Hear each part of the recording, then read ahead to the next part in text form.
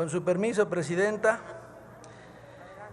México cuenta con mucha riqueza cultural, histórica y una cultura diversa que permite conocer nuestro pasado y nuestras tradiciones, pero además de ello, nos ayuda a ubicarnos en el presente, a conocer por qué nos encontramos el día de hoy en este punto. Como vestigio de ello quedan en pie grandes monumentos históricos como las pirámides de Teotihuacán, Chichén Itzá, el Tajín,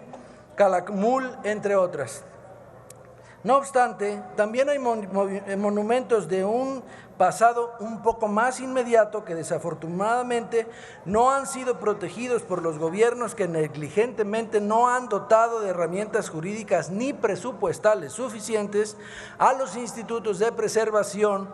como el INBA y el INAH. En consecuencia, el patrimonio histórico, cultural y artístico corre peligro. La ley que hoy rige la materia de monumentos y zonas de monumentos arqueológicos, artísticos e históricos data de 1972 y, por si fuera poco, las revisiones que se han hecho por parte del Poder Legislativo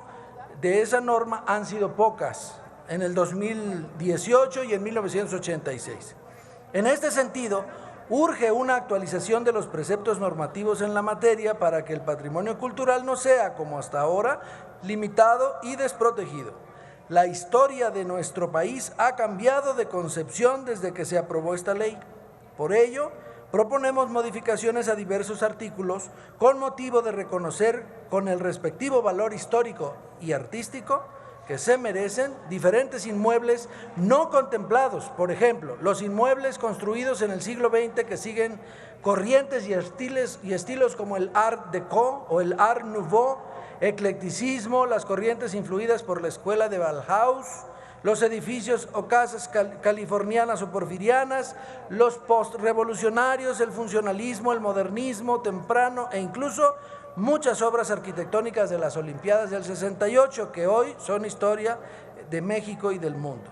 Particularmente vale señalar aquellos edificios que de las corrientes arquitectónicas antes mencionadas podrían caber en el supuesto del artículo 33 que contempla como monumentos históricos los bienes inmuebles,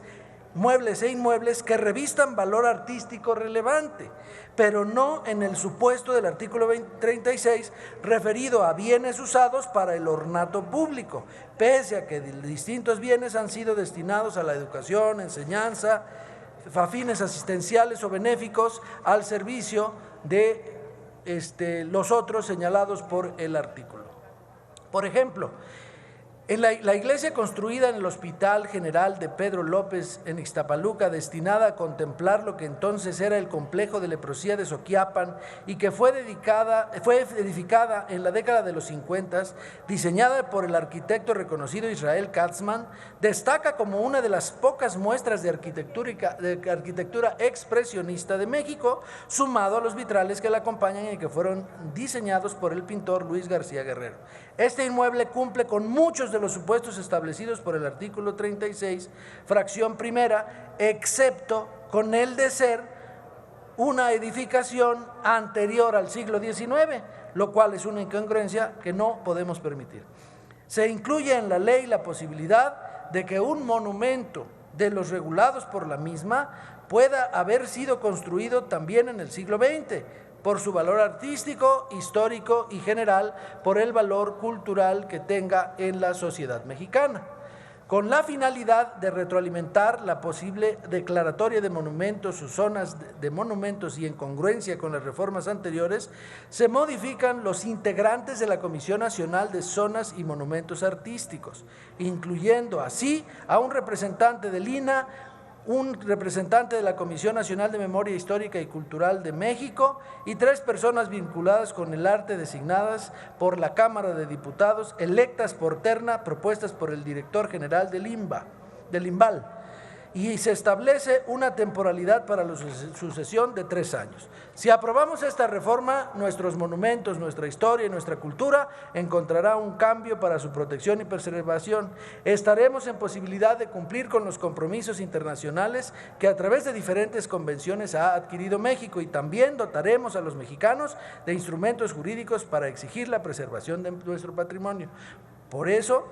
Debemos también impedir que los gobiernos recorten presupuesto a cultura. Debemos impulsar